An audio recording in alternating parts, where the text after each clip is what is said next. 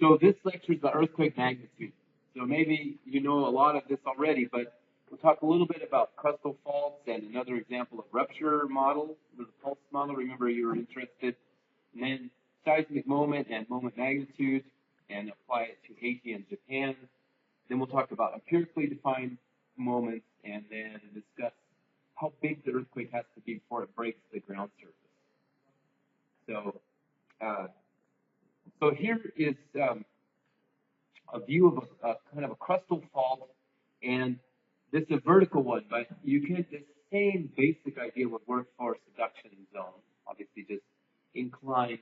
But as we were discussing yesterday, we have some more seismogenic part. So this FR is for frictional resistance, and then we transition to quasi-plastic flow. And so this important distinction in behavior is a critical one. And as I said, for strikes and faults, it's just straight down with short width. But for a subduction zone, it takes longer fault width or down dip length to get to this transition, but it will apply there. And so some earthquakes will occur over the fault surface, but never break the topographic surface, whereas others will break the entire frictional part of the fault. And so this lecture and the next lecture, I'll talk a lot about these different size events on the fault surface, and then the small dots are more microseismicity that may be occurring on the fault surface or in the volume around the fault surface. So that's especially the next lecture, which would be magnitude frequency.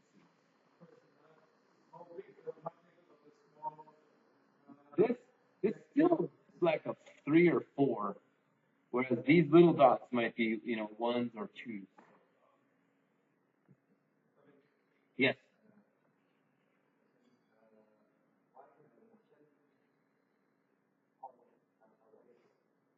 This way. Well, so this is strike slip example, but this is a good question. To show a few more things. So this point would be the hypocenter. It's where the earthquake starts. And the map position of the hypocenter is called the epicenter, right? So usually what we see is the hypocenter is not always in the middle of the earthquake patch that fails. It can be anywhere, some strong, maybe part of the fault. And then once it starts, then the rupture moves across the fault surface. So in this case, we would say this is a unilateral rupture because it goes one direction. But sometimes they can be in the middle, and then it's bilateral. It goes both directions. And so the contours here show the amount of offset. So usually the amount of offset may be more at depth than the surface. So this is one problem we have about looking at surface data, is that maybe a minimum amount of offset compared to what's released at depth. And then this also shows the rupture velocity. So I talked about how the front of the earthquake, so the part that's breaking, is moving at a few kilometers per second. So in this case, 3 kilometers per second. So this is, I discussed this yesterday when we talked about the Bora Peak earthquake, and the woman saw the ribbon open along the fault going a few kilometers per second across the landscape. So here's another example of, this is a very famous paper, Archuleta, 1984. It was from this earthquake in 1979. And so here's the map. So the epicenter was here, and it ruptured to the north. And so it's unilateral. And so here shows the rupture with time. So it started here, and it's breaking the fault. So it takes about 12 seconds to break the whole fault surface. But what's important is you can see that this is the slip duration. It's how long did it slip? And so, for example, you have to basically cross-reference these two. So let's say here, 4 seconds after the earthquake began, this part of the fault, then it slipped for 1.6 seconds. But then it stopped slipping. And so in that time, the front of the rupture got to here, to 6. And in this area, it would have slipped for almost 2 seconds, and then it stopped. And then here, 8. So 8 seconds after the earthquake starts, the rupture front gets here, and then it slips for maybe 1.5 seconds, and so on. So this is the idea of the pulsed behavior, is that the entire fault surface isn't slipping the whole time. It's not like this isn't 12 seconds of motion here. This pulse moves along the fault. And if the pulse is moving in a few kilometers per second and it's slipping for a second, it means the pulse is a few kilometers long. So this is another example of this pulse-like behavior for rupture. And then in the process, here's what the offset that accumulates. So, at depth where it slipped the longest, it had the most slip, was actually 1.4 meters. And there was a little bit of dip slip up here. See, the end of the fault turned into some more normal faulting zone, and so there was some shallow dip slip.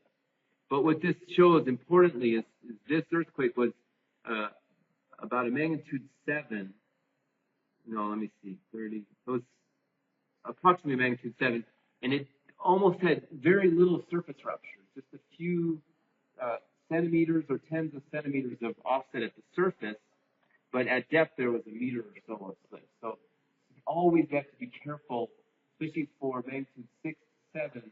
We can have what I would say up-dip slip gradient. So as we go up the fault, the slip is decreasing. Now, for really big earthquakes, if it's a magnitude 8, usually the gradient up-dip is small, and so it's all the same. But for these more medium-sized earthquakes, you have abrupt changes over the fault surface. Here's an adapter.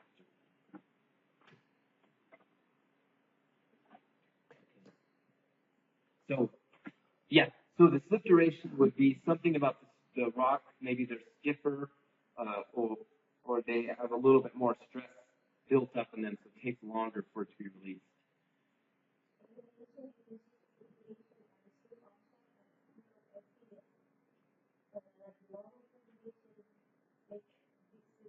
Yeah, so it seems like that. So it means that the slip rate, now it's the slip rate in the earthquake is maybe a meter per second. So it's accumulating, and it can't instantly offset a meter. It takes like 1 second or so. So what this means is if you have a big earthquake like Japanese earthquake or something where you have maybe 20 meters of slip, it may take 20 seconds at one point for the fault to accumulate the slip, but the pulse may also be longer. It may be a 20-kilometer long pulse, but it's moving over a 200-kilometer long rupture, so it still takes a while to cover the surface. Okay, so this is a bit of an aside. Now I want to just go into magnitude. So this is a more introductory type magnitude lecture element. So you should know this already, I think, but the magnitude, the seismic moment is the energy from the earthquake, and it's basically, we can see this just shows different other events, like nuclear explosion is maybe the same as a magnitude 6 or to maybe 8 for the biggest nuclear explosion.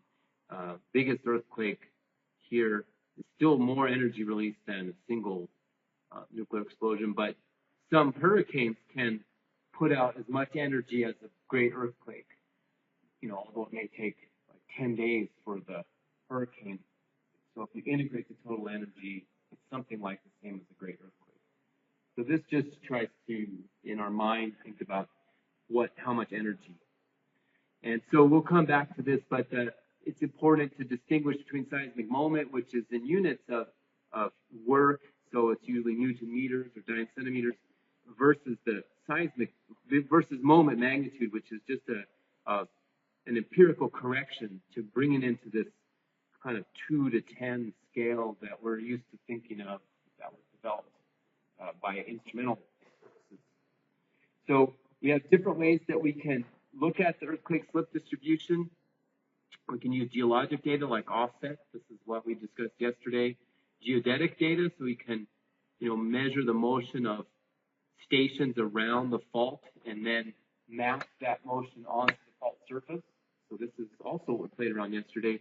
You can do this with seismological approaches where you can look for high energy release patches on the fault surface. And also the INSAR data is kind of like the geodetic data. It's measuring the motion of particles around the fault, and then those particle motions can map onto the fault surface, usually using a dislocation type approach like we discussed yesterday. So one thing that happened, if you remember, in 2010, there was Haiti earthquake, and then a little bit, maybe a month later, was the Chile earthquake. And so in the news, they kept saying, you know, this earthquake was 500 times larger than the one for Haiti. And then this one said 64 times. So what do they mean? What does that mean? Okay, so you know, this first you could say, well, you know, if it's a log scale and it's M 8.8 for Chile and M7, then that's a 1.8 magnitude difference. So that's 10 to the 1.8. So that's 64 times. So the news people, this calculation here, they didn't really know that much about earthquakes, but they could do math. So they were like, oh, okay, so it's 10 to the 1.8, that's 64. Okay, so 64 times bigger. But really, you know, is that really what we mean? You know? So really, it's not energy, right? So that's the correct number is 500. So let's just do the math. So seismic moment is this equation here, which is the mu times A times U bar. So mu is the shear modulus. So this is pretty constant we pretty much always just use the same, even though we know rocks are different everywhere on the Earth. But as an average measure of the stiffness, it's typically 30 gigapascals, or 3 times 10 to the 10th newtons per square meter. And so A is the surface area that fails. And so this is a key geometric parameter for all the earthquakes, is how much broke. And so a lot of times we just use a rectangular approximation, width times length, but it may be more irregular. And then the U bar just means, you know, U with a line on top is notation for average. It's just average slip. And so, whereas we may know that the slip across the fault surface changes with space, we just could take the average. So then if we look at, so what was measured, this is seismological inversion for slip. And so here is the Chile earthquake. So you can see it's a subduction zone. So the model is 220 kilometers long down dip, or we would say wide, and then length is like 700 kilometers. And then in that model, then they could infer this kind of slip distribution. So it shows up to 7.5 meters, but over wide area for Chile. Now, this little tiny thing is the Haiti earthquake. So already you can tell the magnitude difference is going to be large because of the area.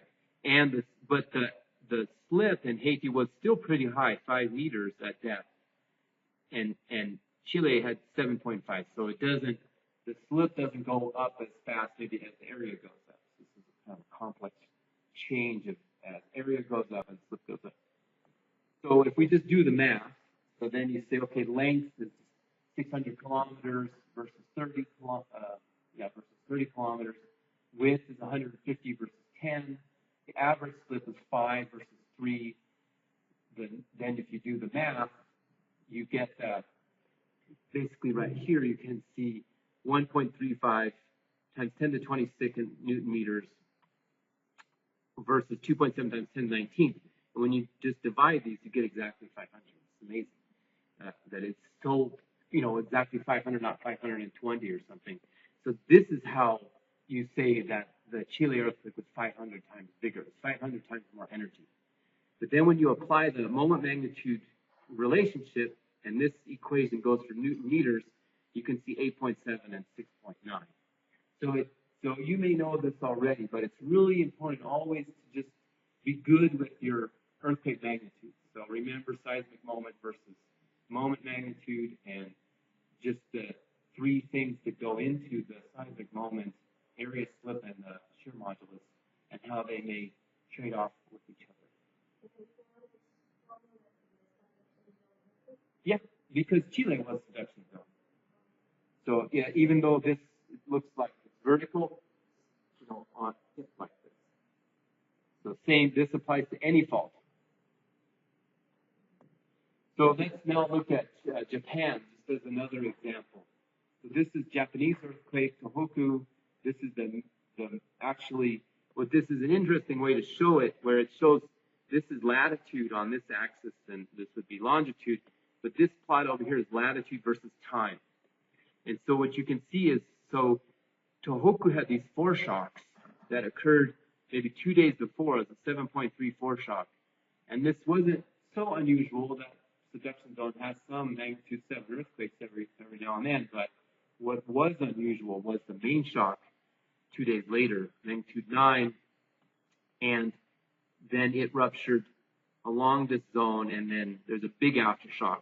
But there are many smaller aftershocks along the entire zone.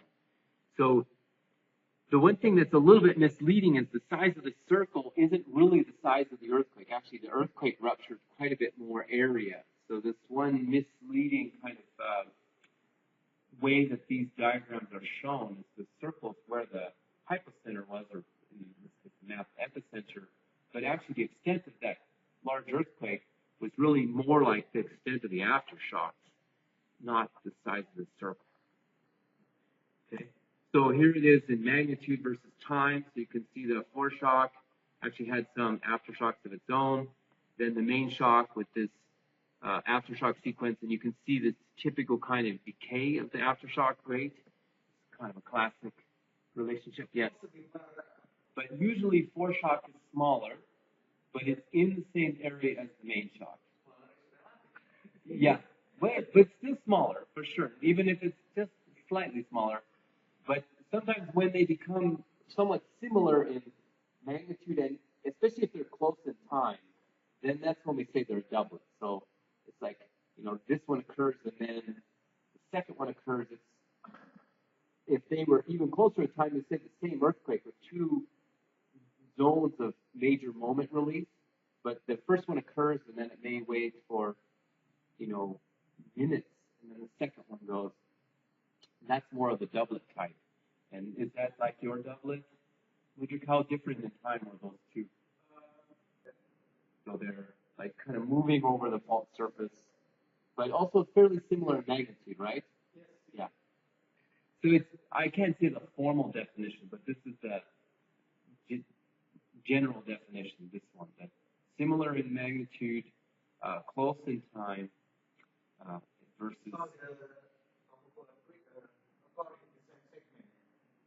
Yes, in this case for sure, also foreshock is in the same, so it probably broke, and then the main shock it broke again in the same place. Okay, so that's a movie just to see the earthquake. Oh, these are not embedded. So this is a little bit of seismology, just basic seismology at the same time as we think about magnitude, but also some nice graphics. So this was the kind of classical teleseismic view of the earthquake. So the earthquake occurs and it sends these waves out. So you have the direct waves or the body waves. So they're coming and they'll get to the place first. Boom. And then there's reflections of body waves coming through. That's the PP. And then you see the surface waves are coming. Okay, there was the S waves, which are still body waves, coming on the same path as the P waves. And then here's the surface waves. They're much slower, but higher magnitude, right? So this is kind of a classic view of the earthquake from far away. So it looks like a point. Right? So this is at Portland. So it's across the Pacific. So one project that I've been working on is this one, which is called, part of EarthScope is called U.S. Array. So in the United States, there's an array of 400 seismometers. And so that's what these dots are. And they're moving across North America. They're in 18 months in a position. And then what happens is that, let's say you have one here, this one, they move it, they take it out, and they bring it here. So actually now, this array is here. Moving across the U.S. array, kind of portable array. So there's 400 seismometers. Then there's a few Southern California fixed ones. And so the amazing thing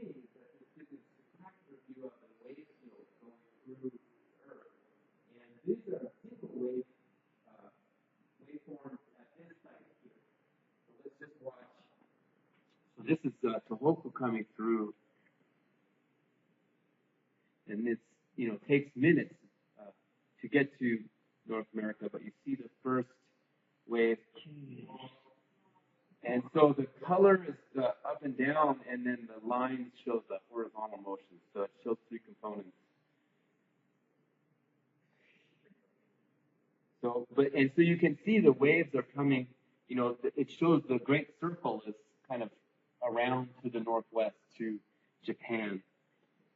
And so you see not much is happening now, but what is really exciting, well, there's still some secondary phases coming.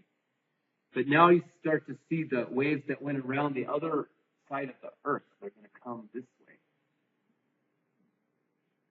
And so this is not really our subject. This is more of like a seismology subject. But it's important to keep in your mind, like, what these things look like, right? And this is the power of an array, view of a wave field.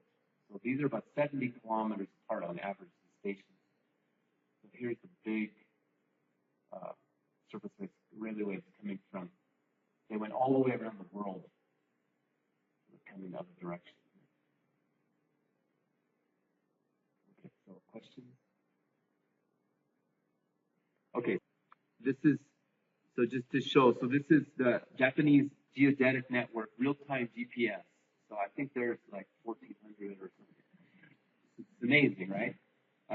And so the left side is horizontal, and the right side is vertical. So the right side, the red is, vertical GPS is more uncertain, so it's more noisy. That's why they're bigger, because it's just noise. And so the magnitude, this is the vector size, 1 meter for the horizontal, and this is 50 centimeters for vertical, okay?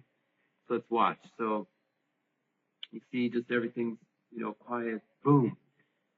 So what was really amazing there was you saw the main shock, it pulls the Japan toward it, but it sent such a huge surface wave through Japan.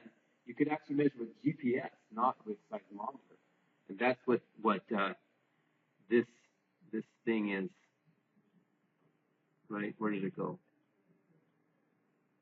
There. So there's the surface wave moving through the GPS network. So the displacements are so big, this far away, it's like 20 or 30 centimeters. So that's what we said, dynamic part of the deformation. It's, moves with time. Okay? So now this is more static, the fixed one, and so what we'll see is there's a big aftershock coming, and it'll be so big it will, boom. So there you saw it pulled a little bit more out on the south side of the rupture. It sends another surface wave, not quite as big. And so there is the static. So this now, once the waves move through, we say this is static displacement field from the earthquake. And so what you can see is that the vectors are quite large. Some of these are, I don't remember, I think 8 meters or something. And these are the coast, they're on land, right? So they're further away from the source. And if you know the story, they had some submarine geodesy, and they could show the seafloor geodesy. These stations moved 20 meters, but they were right above the source. The other thing it shows is quite interesting is the subsidence of the coast.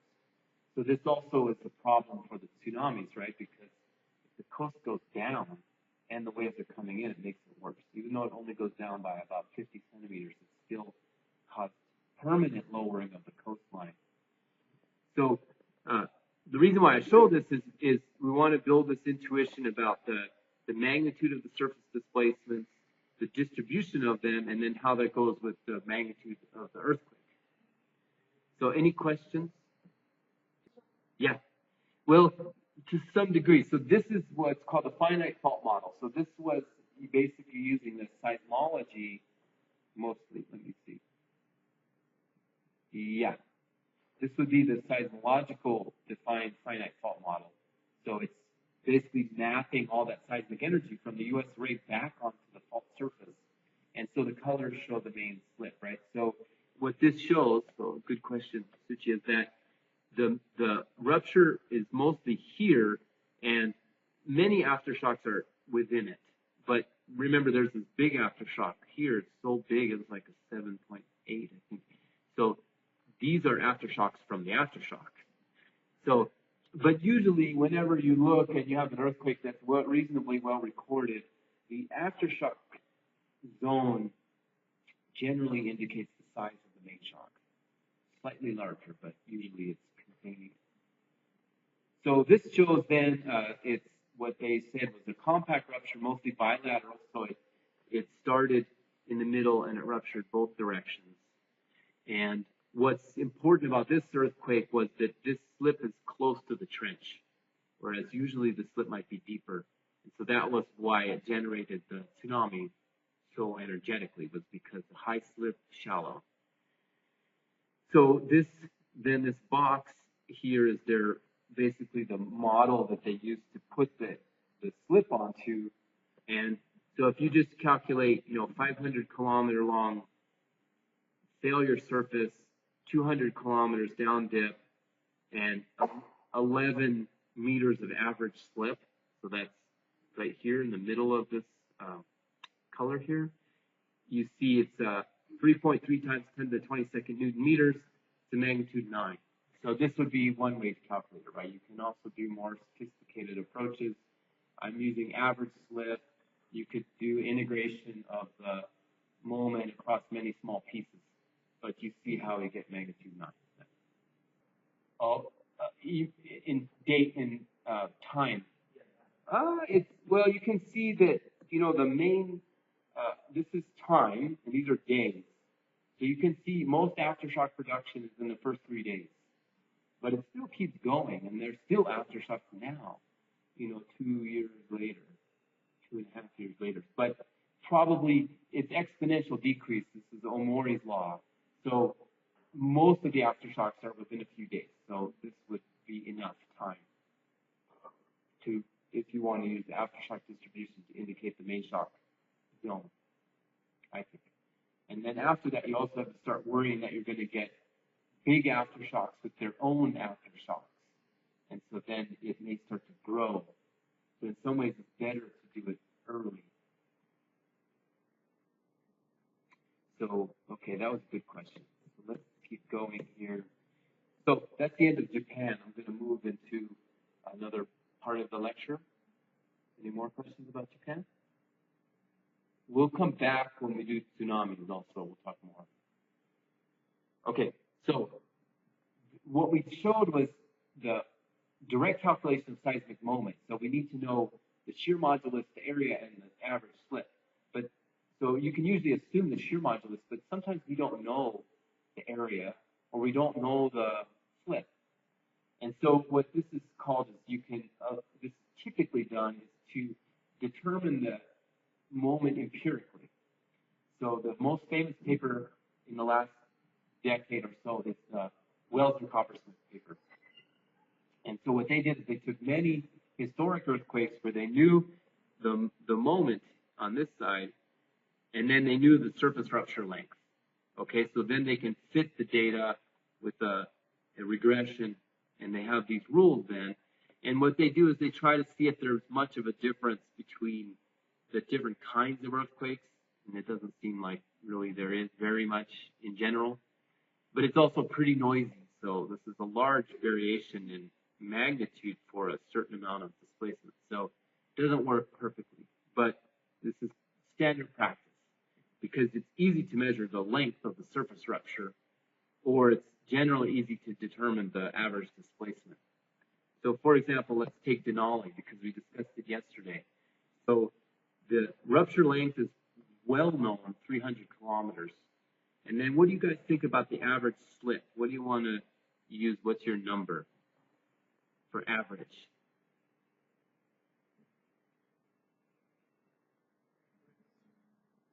6? 6 seems a little high. I think 4 is maybe closer, like in here, some above, some below. 5. Okay, 5. Right here. All right. So let's go and let's try. So what you can do is you can, you just measure, okay, 300 kilometers up here, poof, 7.9. So it's pretty much exactly what seismology said. But this one, I had, so 1, 2, 3, 4, 4.5, 5, go up, coming in 7.5. So one thing that's interesting is it means that the Denali had relatively low slip compared to its length for the magnitude, because we know seismologically the magnitude was about 7.9. So that's why it's good always to have multiple data sets you can go, back and forth with to check for consistency. Okay.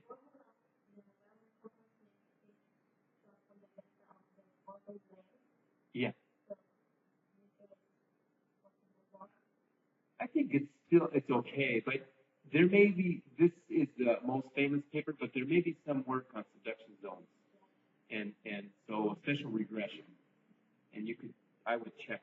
And so they may be doing it by like these, either aftershock, so sometimes what you would say is that subsurface rupture length, which is not surface, is a lot of times the aftershock length, and then compared with the moment. So, and then these well-recorded earthquakes like this one, here you could make some measurement. Okay, we know the length is like from here to basically there when you're about 0. So that's, 300, 250 kilometers. And then the peak slip's like 18, average slip is 11. So you could make a special empirical correlation just for subduction. I think there must be one. I don't know off the top of my head, but it would be good to separate and, the data and check. In general, though, the idea is that these regressions work for every fault. The fault is the same in general. Okay, so coming back to this story, let me see what's next. Oh yeah. So one question just to come here is, well, what if we, here it's saying, all right, we don't know very much. We just can measure average displacement or average surface rupture length. And one point here is we might say, well, we know the average rupture length, and this is a key point for segmentation. We might say, well, this segment is 300 kilometers long, so the expected magnitude is 7.9. And then what we do is we take that information and we can come over here and go the opposite direction to give our estimated expected average displacement for an earthquake there. And so then you would say, okay, well, this fault, I expect at 10 meters of slip on this 300 kilometer long segment. So we can go both ways, up and over or over and down, using the empirical relationships. But you might say, well, can I just calculate what should it be from basic physics? And so the question I had here was, well, if, let's say this is 10 kilometers, this frictional part of the fault. So how big of an earthquake just fits? So 10 kilometer diameter. And what would the magnitude be? Because that gives us some idea of the surface rupture threshold. So smaller than that, it's too small, it won't break the surface.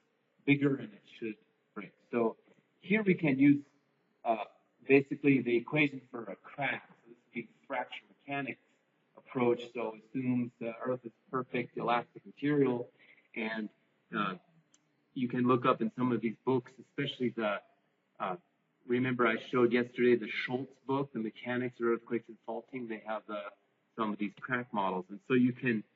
What you know in this case is the C is the radius, and delta sigma is the stress drop. So how much stress was released across this crack, this surface. So I assume it's a circular one, even though in my picture it looks a little bit squished, elliptical, but it's like a penny, so a circular coin. But you can see it's 10 kilometers in diameter, and so then. So the two things we assume is stress drop and diameter. Everything else we know pi, shear modulus, right here we know. So then when I calculate the slip across that, this is just showing, how it looks distance in two directions versus slip. So you can see the peak slip here in this case is about 1.5 meters. So maybe the stress drop is a little bit high because you wouldn't necessarily expect 1.5 meters for 10-kilometer diameter. Maybe it should be a little bit less. But the average slip then is 0.94 meters. And the magnitude then, when I go through all the math, is 5.6. So what this is trying to say is that the smallest earthquake that could break the surface for a vertical structure fault is about a 5.6. So you can't hope to see any cracking if it's less than that. It's just too small. It should be. Now, and so you can make the same calculation for subduction zone, and it would be larger, right? Because you'd have a circle that might be 30 kilometers or 100 kilometers in diameter, and so it might be quite a bit larger before we break the toe. But in the case of both the buried fault, or the buried vertical one, or a buried one on the subduction zone, it will still cause displacements of the surface in the volume around it. So you could measure its motion using GPS still, or even corals. But if you want to see cracking, and usually we want to see the cracking for paleoseismology, we want to measure, okay, the ground broke here. This shows you can't go too small. Okay, so just a theoretical calculation, but generally gives a result of 5.5 to 6. If it's not that size, don't bother going in the field. Maybe you should try anyway, but you shouldn't expect much. Okay, so that's the end of this lecture. Quickly